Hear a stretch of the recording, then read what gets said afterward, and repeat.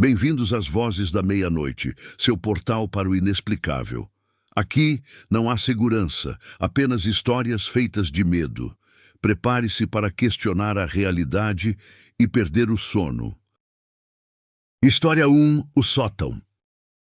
Quando Clara herdou a casa de sua avó, ela viu naquilo a promessa de um recomeço. Deixar para trás um divórcio amargo e o barulho de São Paulo em troca de um santuário. Uma casa antiga, de arquitetura robusta, afastada do centro, onde o único som era o farfalhar das folhas das árvores centenárias que a rodeavam. Um lugar para encontrar silêncio, mas em toda sinfonia de paz há sempre uma nota dissonante. Naquela casa, essa nota vinha de uma porta no fim do corredor do segundo andar. A porta que levava ao sótão. Desde sua infância, a memória mais nítida que tinha da avó era o aviso, dito com uma seriedade que seus olhos infantis não compreendiam. Avó, voz em flashback. Minha neta, ouça bem.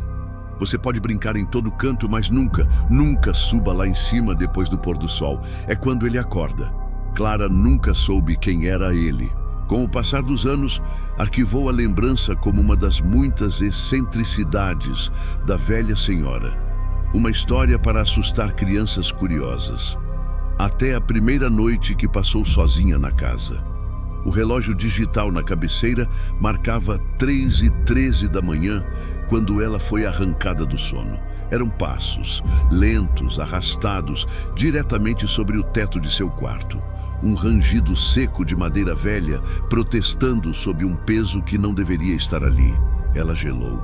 Não havia ninguém no andar de cima, só o sótão. A luz do dia trouxe uma coragem frágil. Com o coração martelando contra as costelas, ela foi até o corredor.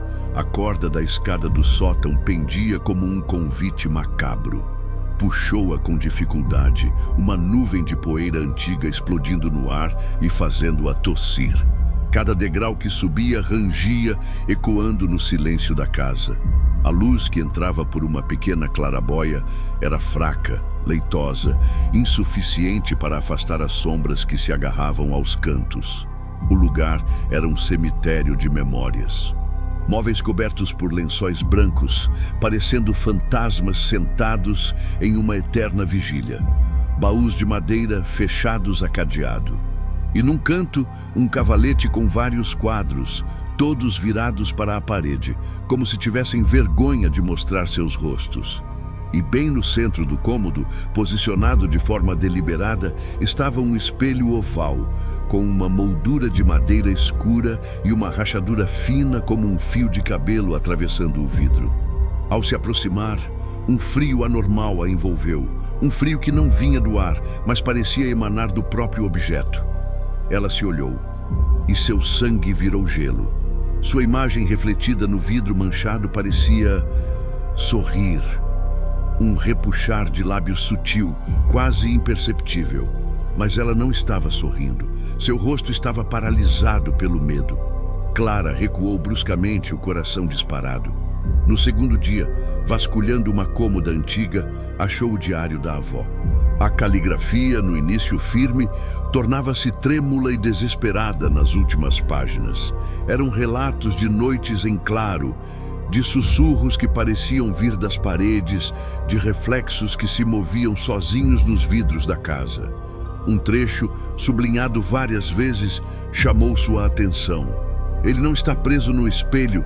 O espelho é apenas a porta pela qual ele nos observa. E às vezes, ele abre a porta. Na terceira noite, Clara acordou com um som que a fez prender a respiração.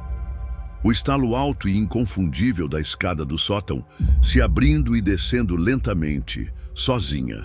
Ela não tem nenhuma lembrança de ter subido as escadas.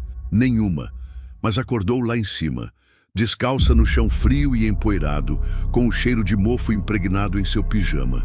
Havia sangue seco sob suas unhas. A partir de então, os apagões se tornaram sua rotina noturna. Acordava em posições diferentes pelo quarto, às vezes na cama, outras no chão, encolhida no canto, sempre com uma sensação visceral de que não estava mais sozinha dentro de si mesma. Desesperada, Trouxe um padre da paróquia local, um homem de meia idade, com um olhar cansado. Ele benzeu a casa, cômodo por cômodo. Mas quando Clara o levou até o sótão e ele viu o espelho, o rosto do homem empalideceu. Padre, voz sussurrada. Minha filha, isso não é um objeto, é um canal, uma âncora para algo que nunca deveria ter encontrado caminho para cá. Na noite seguinte, o padre foi encontrado morto em sua sacristia. Causa oficial: infarto fulminante. Mas quem o encontrou jurou que seus olhos estavam abertos, fixos num terror indizível. Na casa de Clara, o espelho no sótão estava diferente. A poeira que o cobria tinha sumido. Estava limpo, reluzente. Clara selou o sótão. Pregou tábuas na porta, pintou símbolos de proteção que encontrou em livros antigos, entupiu a fresta com sal grosso. Mas toda madrugada, ela ouve 3 batidas, secas, ritmadas. Vem da porta lacrada, toc-toc, toc-toc, toc-toc. Sempre, pontualmente, às 3h13. E às vezes, quando ela se olha no espelho do banheiro para escovar os dentes por uma fração de segundo, sua imagem está de costas para ela e está sorrindo. Na semana seguinte, a noção do tempo começou a se esfacelar. Ela saía para caminhar e de repente parava no meio da rua, confusa, sem saber para onde estava indo ou de onde viera. Em uma manhã, encontrou rabiscos nas paredes da sala, feitos com o que parecia ser carvão, círculos concêntricos, nomes que ela não reconhecia, riscados com fúria e um símbolo. O mesmo que estava sutilmente esculpido na moldura de madeira do espelho. Ela tentou destruí-lo.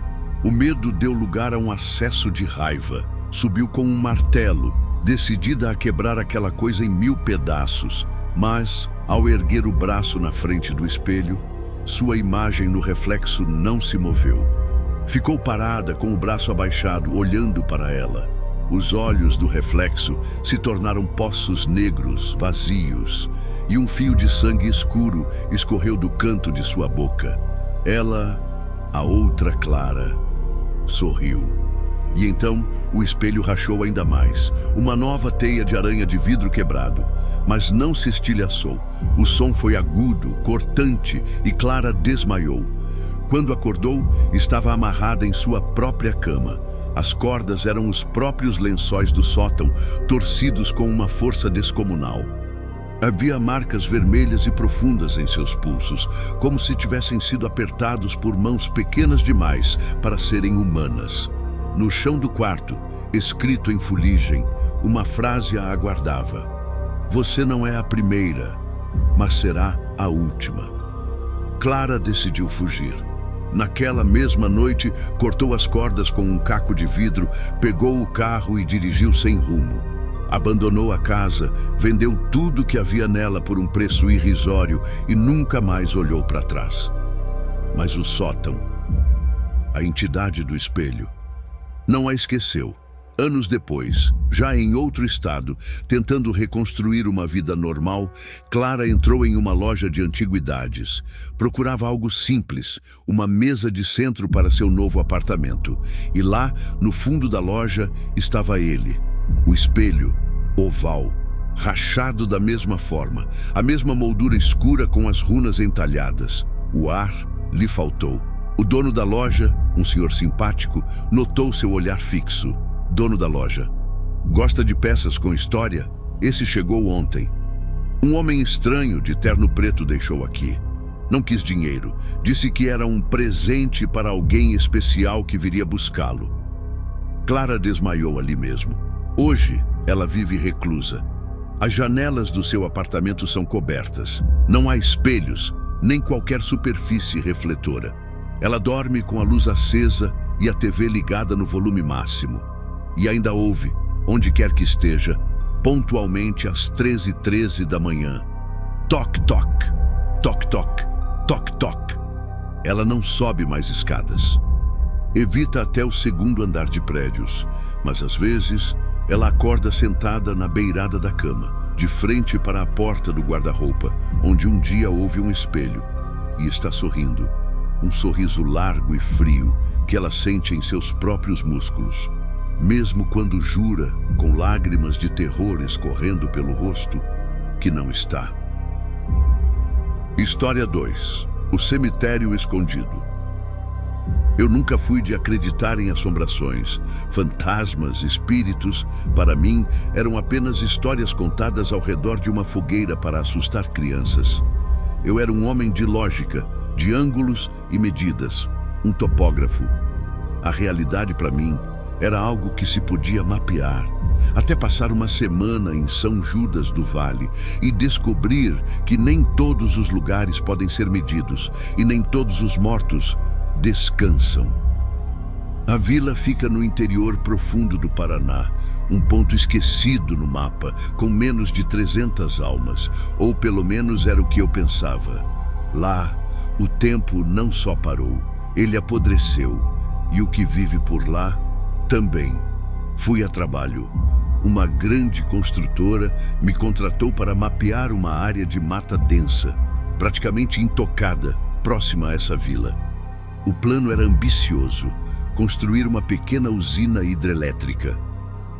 Um projeto desses que prometem progresso, mas que primeiro exigem que a terra seja revirada, seus segredos expostos. Só que ninguém, nem nos documentos oficiais, nem na conversa por telefone, me contou que naquela floresta havia um cemitério que não deveria existir.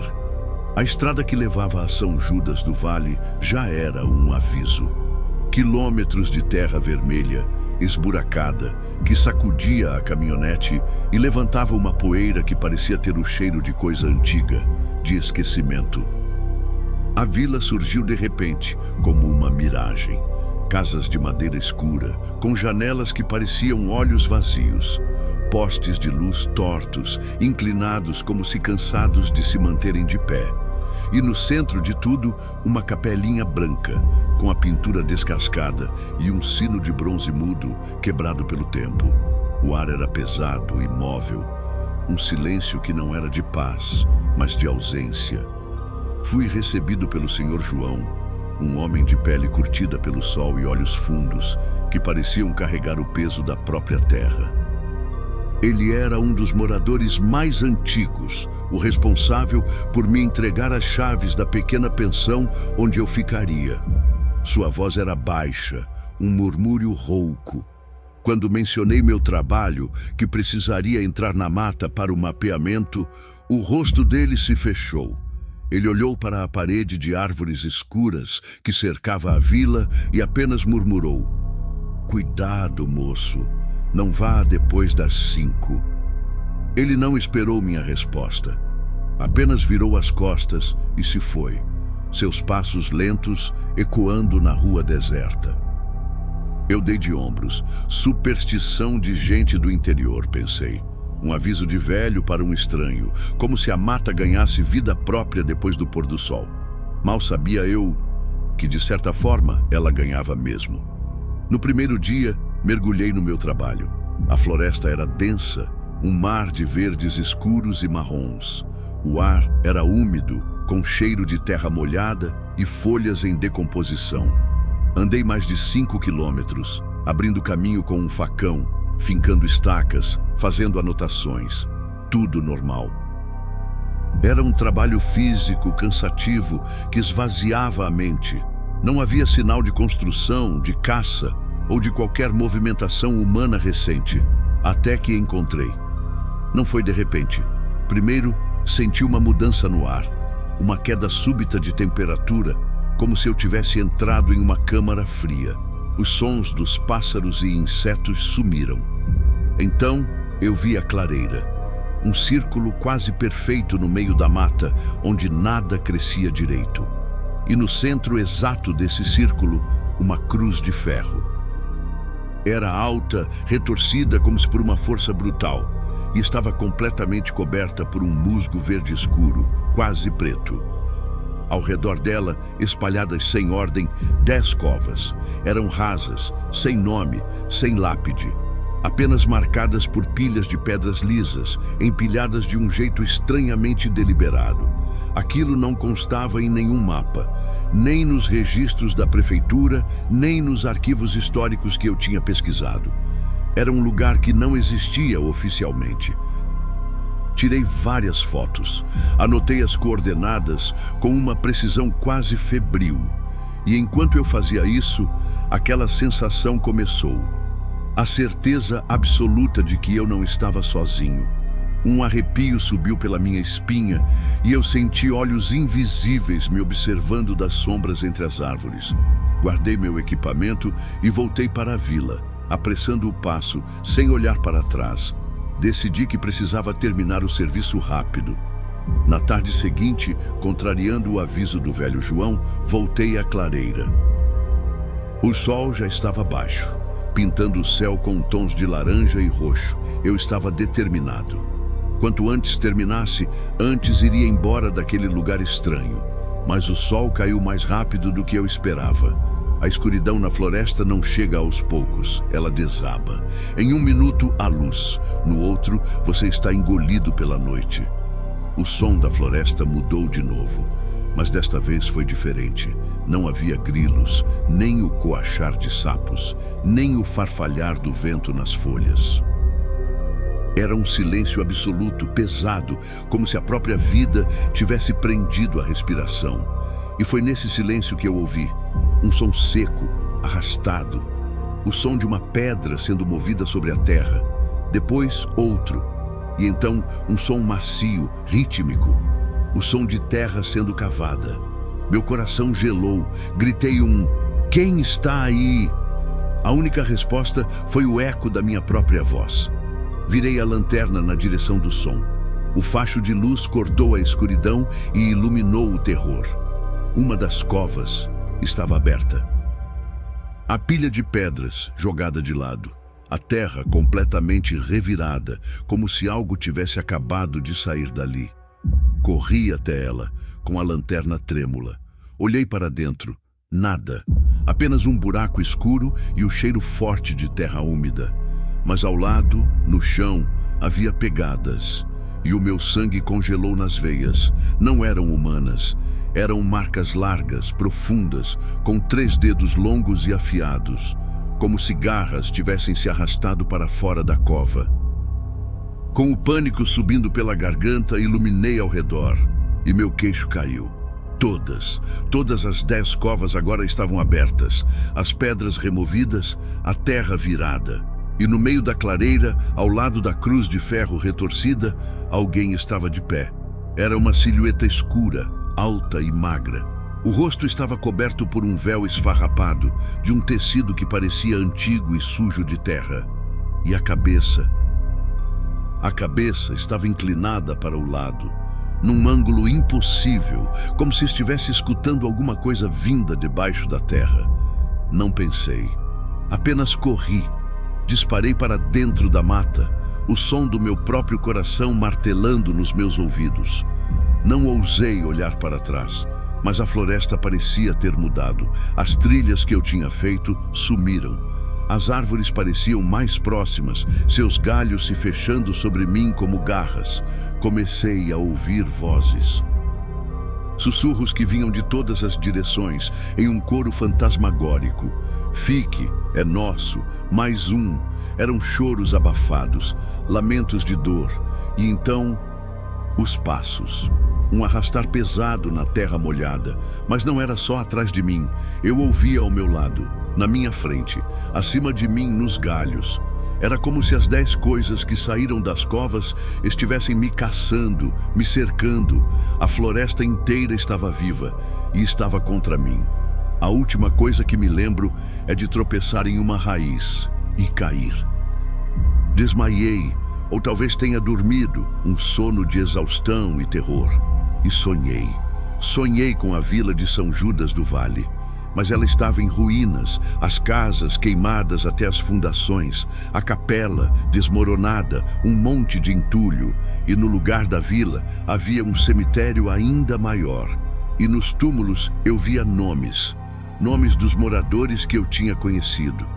Senhor João, a mulher da pensão, as crianças que brincavam na rua. E em uma lápide nova, recém-colocada, eu vi o meu próprio nome, esculpido na pedra fria. Você não devia ter entrado lá. A voz veio de uma menina parada ao meu lado no sonho. Suas roupas estavam rasgadas e sujas de lama. E seus olhos eram completamente brancos, leitosos como duas luas mortas. Acordei no chão da mata com a luz pálida da manhã filtrando pelas folhas. Meu corpo doía. Tudo parecia normal de novo. Os pássaros cantavam. O terror da noite parecia um pesadelo distante. Voltei para a vila, cambaleando, precisando ver gente, ouvir uma voz normal. Mas a vila estava vazia. Um silêncio ainda mais profundo que o da noite anterior.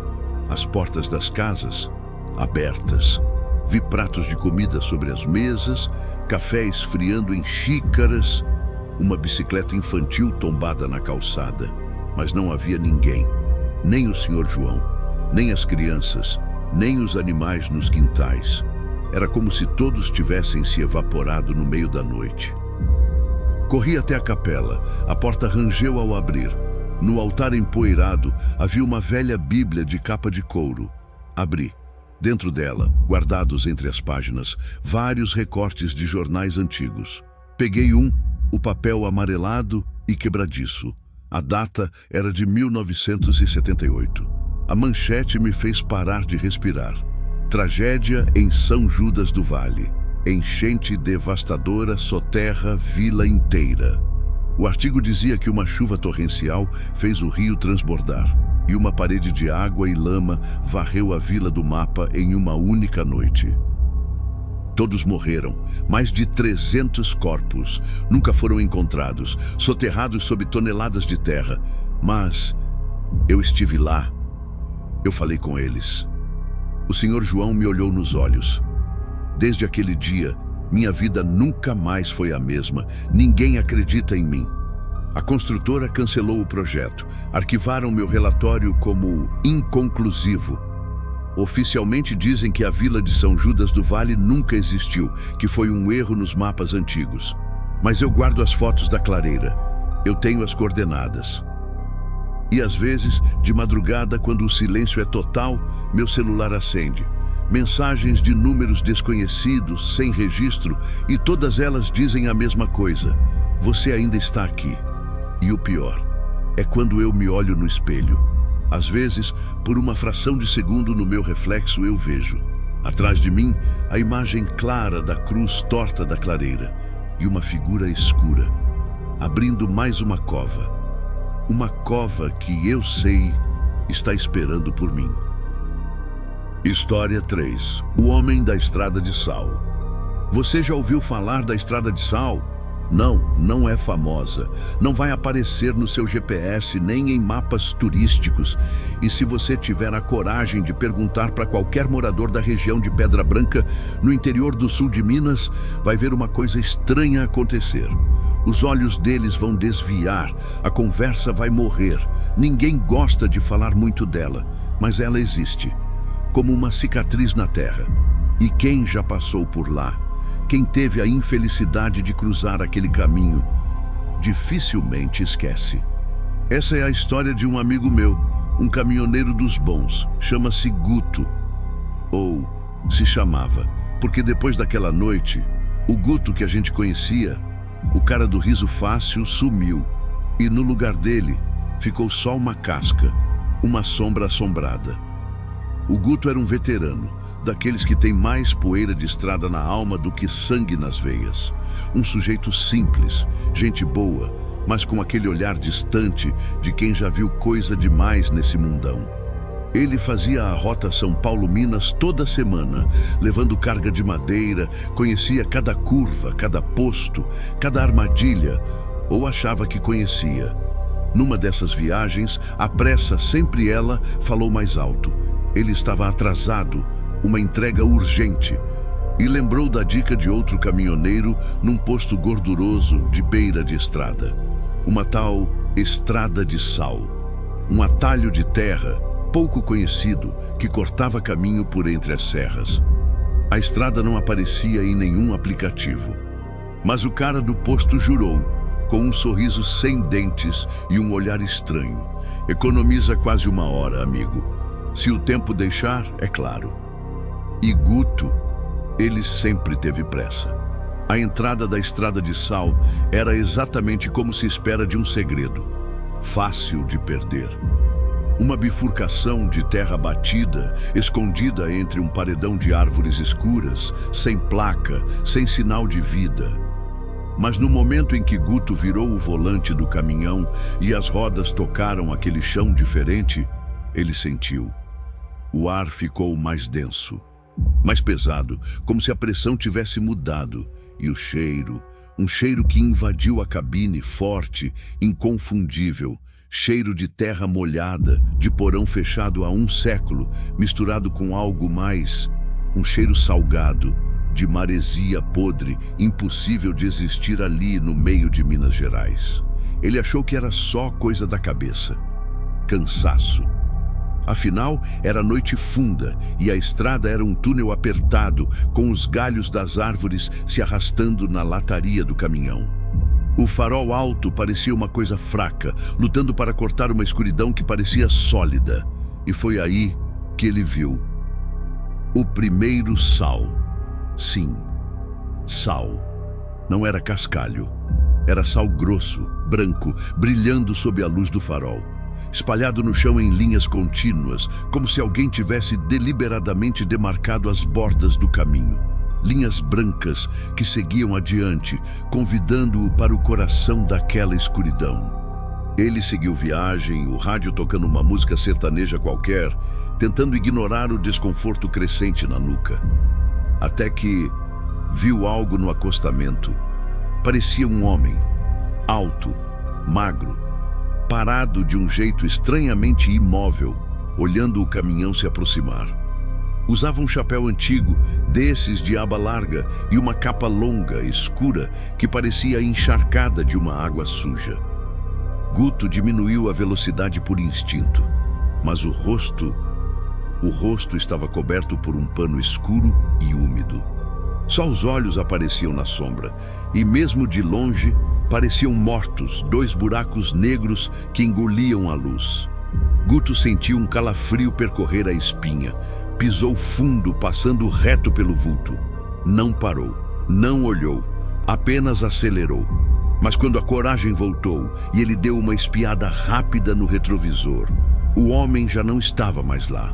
O acostamento estava vazio, como se ele tivesse se dissolvido na noite. Minutos depois, o rádio do caminhão chiou violentamente e a música morreu. Um som estático tomou conta da cabine, e por trás do ruído, uma voz, um sussurro baixo, gutural, como se viesse de uma garganta cheia de água e areia. Ele não entendeu as palavras, mas parecia um canto repetitivo, um lamento. Tempo, dívida, caminho, seu... Guto, assustado, deu um tapa no rádio, desligando-o. Mas o som, o sussurro, continuou. Mais baixo agora, mas vinha de dentro da própria cabine. E então, a luz interna do teto piscou. 1, 2 vezes. Na segunda piscada, ele viu. Por uma fração de segundo, refletido no espelho retrovisor, ele viu alguém sentado no banco de trás da cabine. Era o homem de antes, os olhos mortos, a roupa encharcada e sal, muito sal, escorrendo do capuz, dos bolsos, das mangas, caindo em cascata e formando uma pequena pilha branca no chão do caminhão. Guto gritou, um grito de puro pavor. Freou o caminhão com toda a força no meio da estrada, o som dos pneus se arrastando. Ele abriu a porta e pulou para fora, ofegante, o coração querendo sair pela boca. Olhou para dentro da cabine. Não havia ninguém lá. Mas ao olhar para o asfalto iluminado pelo farol, o chão estava coberto por marcas de pegadas úmidas feitas de sal. As pegadas iam da traseira do caminhão até a porta da cabine. Ele tentou dar ré, voltar, sair dali, mas a estrada parecia não ter mais fim. Ele dirigia em pânico, e dirigia, E o mesmo trecho de árvores tortas e linhas de sal passava por ele e de novo, como se estivesse preso em um ciclo infernal. Foi quando, depois de uma curva que ele já tinha feito umas 5 vezes, algo novo apareceu sob a luz do farol. Uma placa velha de madeira podre, fincada na terra. As letras eram quase ilegíveis, comidas pelo tempo, mas ele conseguiu ler. E cada palavra foi como um soco no estômago. Aqui jazem os homens que venderam o caminho por tempo, e o tempo cobrou o que era seu. Guto não entendeu com a mente, mas algo dentro dele, uma dor antiga, compreendeu. Uma pressão no peito começou a apertá-lo, como se mãos invisíveis o estivessem esmagando por dentro. Sua visão ficou turva, e aí ele desmaiou sobre o volante. Horas depois, ele acordou com o sol da manhã batendo no rosto. O caminhão estava parado no acostamento de uma estrada normal, de asfalto novo, uma rodovia movimentada. Não havia sal, não havia placa, não havia homem. Ele voltou para a cidade como se tivesse escapado do inferno, mas os olhos dele nunca mais brilharam da mesma forma. Ele me contou que todas as noites, pontualmente às 3h17 da madrugada, ouvia o rádio do quarto sussurrando aquele mesmo canto, mesmo desligado da tomada. Disse que o espelho do banheiro dele embaçava sozinho e uma mão invisível escrevia com um dedo molhado uma única palavra: volte. Ele tentou fugir. Vendeu o caminhão. Morou com a irmã, depois com a ex-mulher. Mas nada adiantava. O homem de sal, sempre o encontrava nos sonhos. Sempre deixava um rastro de sal fino na soleira da porta. A última vez que vi Guto, ele estava parado em frente a um posto de gasolina, à noite, olhando fixo para a escuridão da estrada. Ele estava magro, os olhos fundos e desesperados. Ele me disse que não aguentava mais, que a dívida precisava ser paga. Disse que precisava terminar o que começou. Naquela noite, ele roubou um caminhão do pátio e foi. Entrou na estrada de sal mais uma vez e nunca mais voltou. O caminhão foi achado semanas depois, abandonado no meio daquela estrada esquecida, vazio, completamente coberto por uma camada grossa de sal por dentro e por fora. O rádio no painel, ligado, tocando aquele canto medonho, em looping. E o banco do motorista, queimado, como se algo incrivelmente quente e corrosivo tivesse se dissolvido ali, deixando apenas uma silhueta negra, uma mancha de sal e desespero. Dizem que quem escuta a história do homem da estrada de sal, de alguma forma, fica marcado. Talvez por isso, se algum dia, tarde da noite, você ouvir um chiado estranho no rádio, ou ver uma linha branca no chão da estrada que não deveria estar ali, melhor não seguir adiante. E se, pelo azar do destino, você cruzar com um homem de capa encharcada, chapéu largo e rosto coberto por um pano, não olhe nos olhos dele. E, acima de tudo, nunca pare. História 4. O boneco de olhos fechados. Você já reparou como certos objetos parecem guardar lembranças, não de um jeito poético, de um jeito físico, quase teimoso, como se a matéria de que são feitos, a madeira, o pano, o vidro, absorvesse os sentimentos de seus donos e se recusasse a esquecer, como se algo neles resistisse ao tempo, à poeira e até à morte. Essa é a história de um boneco, um brinquedo comum se você olhasse de relance. Mas eu garanto, nada nele era comum. Eu o encontrei por acaso, ou talvez ele tenha me encontrado. Foi num brechó velho, quase abandonado, numa daquelas ruas laterais do centro da cidade que a gente normalmente ignora. Eu nem sei por que entrei ali. Estava apenas vagando, tentando não pensar. Mas depois daquele dia, a minha vida, a forma como eu vejo o mundo, nunca mais foi a mesma. Era uma tarde de terça-feira, o céu coberto por uma camada de nuvens cinzentas que prometia uma chuva que nunca chegava. Eu estava andando sem rumo, tentando matar as horas e o vazio que um término de relacionamento deixa na gente. Foi quando eu vi a porta entreaberta, com uma placa de madeira pendurada, a tinta descascada, quase ilegível. Antiguidades em memórias. Hesitei por um momento, mas algo me puxou para dentro. O lugar era escuro, apertado, e o cheiro me atingiu em cheio. Uma mistura de poeira, naftalina e uma tristeza antiga, impregnada nas paredes. Prateleiras rangiam sob o peso de quinquilharias. Bules de porcelana, relógios parados, espelhos com manchas escuras que pareciam hematomas no vidro. Foi quando eu o vi. Num canto esquecido, meio escondido por uma cadeira de balanço quebrada, havia um boneco. Sentado numa pequena caixa de madeira, com a cabeça levemente tombada para o lado, como se estivesse adormecido há um século. Era de pano, claramente feito à mão. A roupa, um terninho de estilo vitoriano, era de um veludo gasto, com pequenos botões de madrepérola. Mas o que me paralisou eram os olhos. Eles estavam fechados, mas não de um jeito natural. Estavam costurados. Uma linha preta, grossa, formava um X rústico sobre cada pálpebra de pano, como se tivessem sido selados às pressas para impedir que algo visse ou que algo saísse. E mesmo assim eu tive a sensação clara, visceral, de que ele estava me observando. "Bonito, não é?" disse uma voz baixa e rouca atrás de mim, me fazendo pular de susto. Era o dono da loja. Um senhor muito magro, de pele quase translúcida, com olhos fundos demais e um sorriso que era só um corte fino numa máscara de cera. Ele se aproximou, seus passos silenciosos no chão de madeira. "Esse boneco tem história", ele continuou, os olhos fixos no brinquedo. "Pertencia a uma menina há muito, muito tempo, uma criança solitária. Dizem que ela morreu dormindo, abraçada com ele. Simplesmente nunca mais acordou." Eu dei um riso nervoso.